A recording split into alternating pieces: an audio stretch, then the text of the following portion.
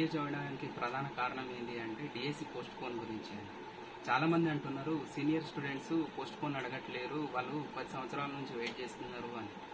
ఆ 10 సంవత్సరాల వెయిట్ చేసే దాంట్లోపల నేను ఒకని. చెప్తే చాలామంది నమ్మరు, కానీ నేను కూడా బీఈడి చేశాను, డైట్ చేశాను. ఇది నా బీఈడి సర్టిఫికేట్. 2013 లోపల నా బీఈడి కంప్లీట్ అయిపోయింది. తర్వాత డైట్ చేసినాను. 2015 లోపల డైట్ కంప్లీట్ అయిపోయింది. ఇది డైట్ సర్టిఫికేట్.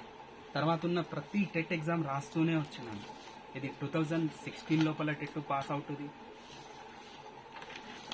తర్వాత 2022, ఆ తర్వాత వచ్చిన సీటెట్, మళ్ళీ లాస్ట్ ఇయర్ 2023 లోపల వచ్చిన స్టేట్ టెట్.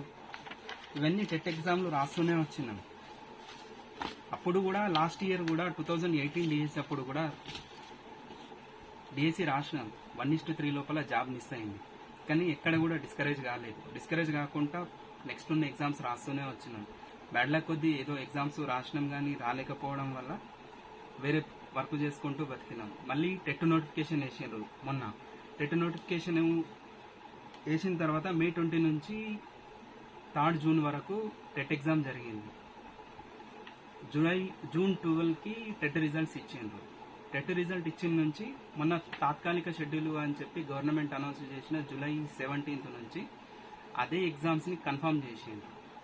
ఆ June 12కి వచ్చిన రిజల్ట్ నుంచి July 17th వరకు మనకున్న టైం అనేది తక్కువ, చాలా తక్కువ టైం. అది మినిమం 45 days షెడ్యూల్ ప్రకారం ఇవ్వాలి. మనకి ఇచ్చింది ఎంత? 35-36 days ఉంటుంది గ్యాప్. ఆ ఎగ్జామ్ గ్యాప్ లోపల కూడా June 9కి Group 1 జరిగింది.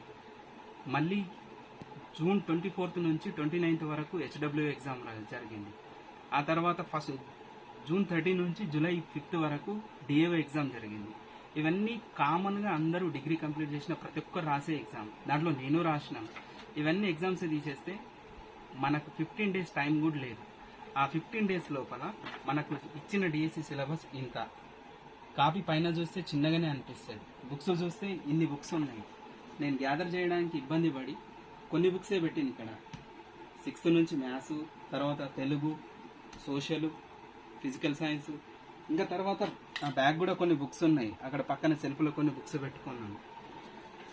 కానీ పోస్ట్పోన్కి ప్రధాన కారణం ఏంటి అంటే మధ్యలో మనకు వేరే వేరే ఎగ్జామ్స్ జరగడం వల్ల మెంటల్గా డిస్టర్బ్ అయిపోయింది. ఆ డిస్టర్బెన్స్ అనేది ఎగ్జామ్స్ మీద పడడం వల్ల ఎగ్జామ్స్ సరిగ్గా అటెంప్ట్ చేయలేకపోతే ఫ్యూచర్ మిస్ అయిపోతుంది. ఫ్యూచర్ మిస్ కావడం వల్ల ఒక ఫ్యామిలీ, ఒక తరం అనేది బాధపడాల్సి వస్తుంది. ఒక్క 3 నెలలు పోస్ట్పోన్ అయితే మనకు 30 సంవత్సరాల వయసు ఉంటే కూడా ఇంకొక 30 సంవత్సరాలు సర్వీస్లో ఉంటే ఇంకో తరం బాగుపడుతుంది, ఫ్యామిలీ హ్యాపీగా ఉంటుంది. ఇప్పుడు చాలామంది కూడా మా ఫ్రెండ్స్ గ్రూప్లో పెట్టిండ్రు. ఒక అతను సంగారెడ్డి అంట, మైపాల్ అని, అతను సూసైడ్ నోట్ రాసి పెట్టిండు. ఇంకొక అతను వాళ్ళ వైఫ్కు రాసి పెట్టిండు. కానీ అలా డిస్కరేజ్ కాకండి.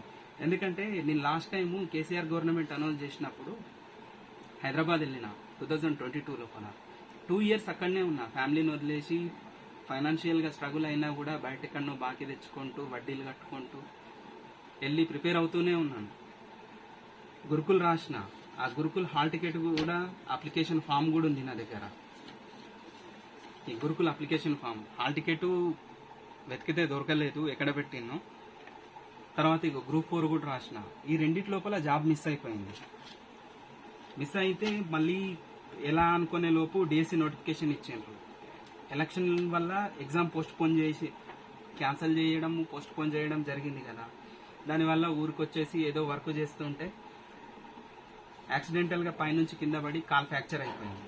కాల్ ఫ్రాక్చర్ కావడం వల్ల హాస్పిటల్లో అడ్మిషన్ అయితే ఆల్మోస్ట్ 2.5-3 lakhs అయింది. అవి కూడా మళ్ళీ బయట డబ్బులు తెచ్చుకొని వేరే వాళ్ళ దగ్గర హాస్పిటల్ చూపించుకున్నాను. ఇది హాస్పిటల్ సర్టిఫికేట్ కూడా ఇది. ఇవన్నీ చూపించడానికి కారణం ఏంటి అంటే చాలామంది డిస్కరేజ్ అవుతుండ్రు. మనకు మనం సెల్ఫ్గా మోటివ్ అయితేనే ఎవరన్నా మనకు సపోర్టివ్గా ఉంటారు. డిస్కరేజ్ అయ్యి సాధించేది ఏం లేదు. ఇప్పుడు నాకు కూర్చోవడానికి ప్రాపర్గా రాదు. నాకు 3 నెలలు టైం ఇచ్చినా కూడా నేను సరిగ్గా కూర్చోలేను. ఎందుకంటే నా కాళ్ళ లోపల ఫీమర్ బోన్ మొత్తం ఫ్రాక్చర్ అయిపోయింది. 3 places లోపల జాయింట్స్ అయినాయి. మొత్తం ఫుల్ లెంత్ నీ వరకు రాడేసింది. అయినా కూడా నేను నా ధైర్యం ఎప్పుడు తగ్గించుకోలేను. 2 months బెడ్ పై నుంచి అసలు లేవలేను.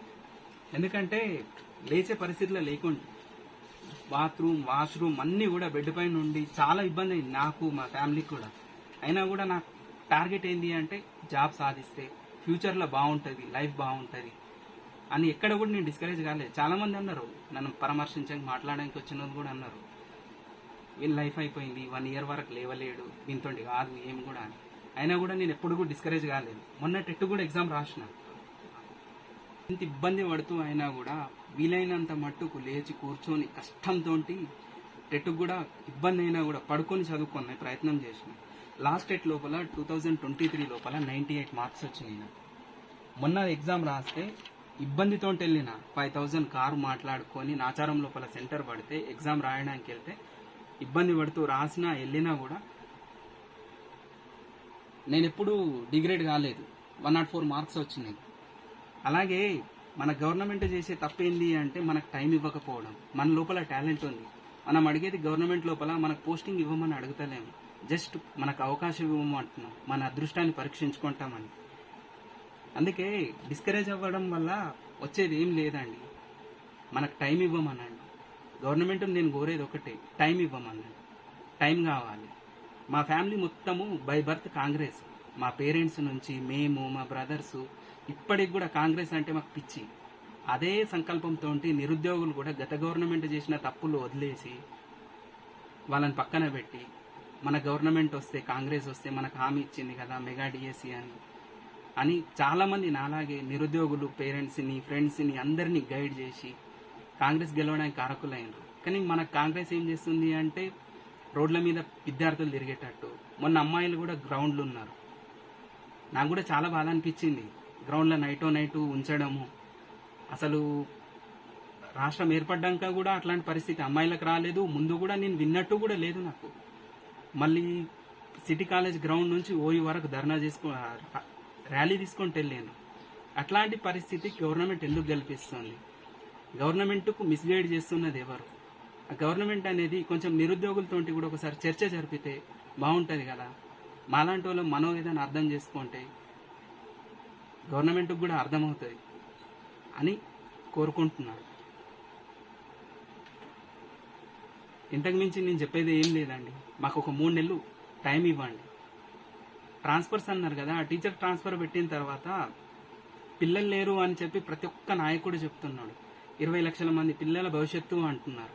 మేము పూర్తి చేయలేమా? ఇంత టాలెంట్ పెట్టుకొని జాబ్ వస్తే పిల్లల్ని మేము తీర్చలేమా?